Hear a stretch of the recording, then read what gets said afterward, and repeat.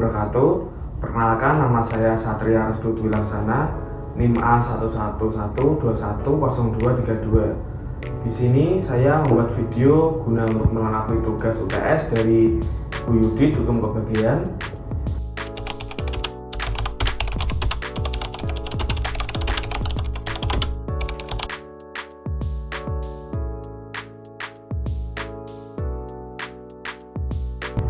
Di sini saya akan menjelaskan upaya konkret dalam reformasi birokrasi di Indonesia bagi aparatur sipil negara atau ASN. Bisa kita lihat dari beberapa aspek utama, termasuk manajemen, sistem rekrutmen, dan sumber daya manusia. Berikut ini ada contoh beberapa strategi yang dapat dilakukan. Dari aspek manajemennya, yaitu yang pertama implementasi merit system, yang kedua penilaian kinerja, dan yang ketiga manajemen talent. Selanjutnya dari sistem rekrutmen, yaitu 1. Seleksi terbuka jabatan tinggi.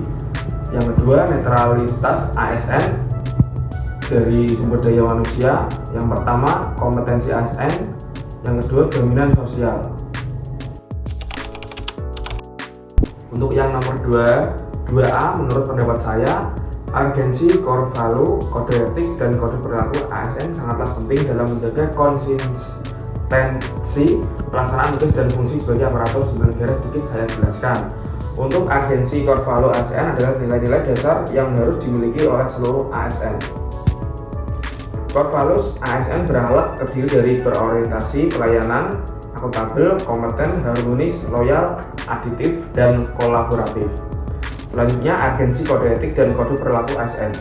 Kode etik dan kode perilaku ASN merupakan implementasi spesifik dari core values yang telah ditetapkan. Dan yang kedua, kode ini bertujuan untuk memberikan panduan praktis bagi ASN dalam menjalankan tugasnya dengan integritas tinggi. Selanjutnya, upaya konkret dalam melaksanakan core values, kode etik, dan kode perilaku. Berikut adalah beberapa upaya konkret yang dapat dilakukan ASN untuk menjaga konsistensi melaksanakan tugas dan fungsi serta kode etik dan kode perilaku. Yang pertama, internalisasi nilai-nilai dasar. Yang kedua, implementasi budaya kerja. Yang ketiga, monitoring dan evaluasi. Dan yang keempat, penyusunan rencana aksi. Yang kelima, aktivitas tim agen perubahan.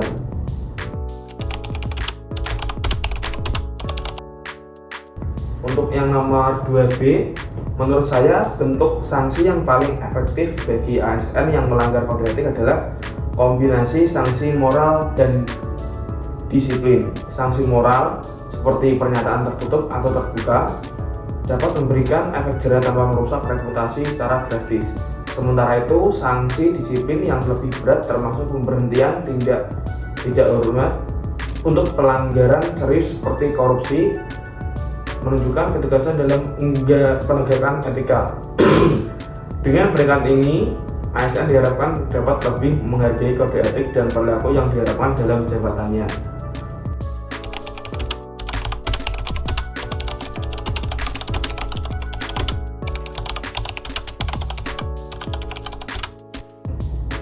Nomor 2C, salah satu fenomena konkret ASN yang melaksanakan kode etik dan kode perilaku dengan baik adalah diskusi sosialisasi nilai dasar kode etik dan perilaku ASN yang diselenggarakan oleh Badan Kepegawaian Daerah Provinsi Jawa Tengah pada tanggal 20 September 2023. Acara ini bertema ASN milenial berkarakter, berkontribusi, dan berinovasi.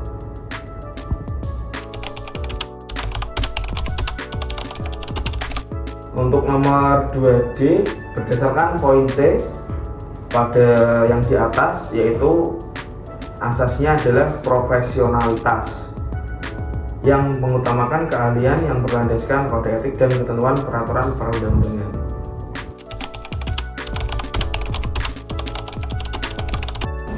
Polsuspas atau Kepolisian Khusus Pemasyarakatan adalah pegawai negeri sipil di bawah Kementerian Hukum dan Hak Asasi Manusia atau Kemenkumham. Sebelum menjadi anggota Polsuspas, seorang harus melalui tahap tes dan seleksi yang ketat, mulai dari tes komputer, tes fisik, atau yang lainnya. Polsuspas memiliki tugas dan salah satunya mengawasi narapidana dan tahanan di rutan dan lapas.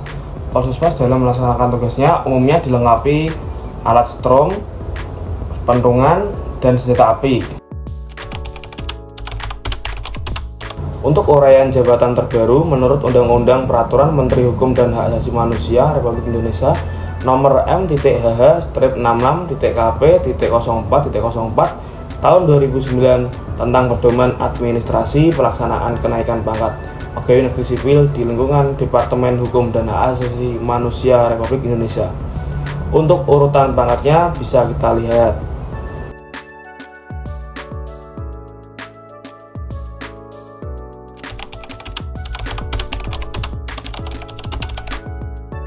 Dalam menjalankan tugas sebagai ASN, ada beberapa upaya konkret yang bisa dilakukan. Yang pertama, pelaksanaan kebijakan yang transparan.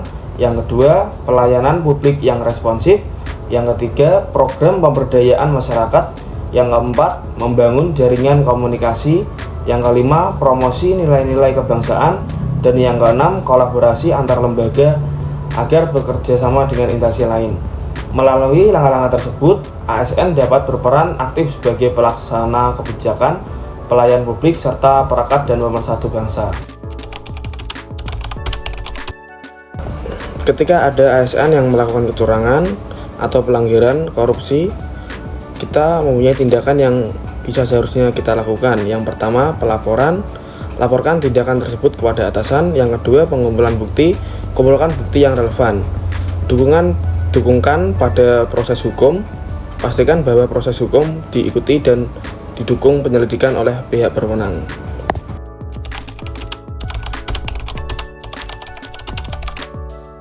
Selanjutnya, untuk peningkatan kualitas diri, yang pertama, terus mengembangkan kompetensi melalui pelatihan dan pendidikan. Yang kedua, transparansi dan akuntabilitas. Yang ketiga, pelayanan publik yang baik. Yang keempat, etika dan integritas. Yang kelima, mendorong partisipasi masyarakat untuk terlibat dalam pengambilan keputusan agar mereka merasa memiliki. Dengan melakukan upaya-upaya tersebut, diharapkan stigma negatif terhadap ASN dapat berkurang dan kepercayaan masyarakat dapat terbangun. Sekian pemaparan dari saya. Wassalamualaikum warahmatullahi wabarakatuh.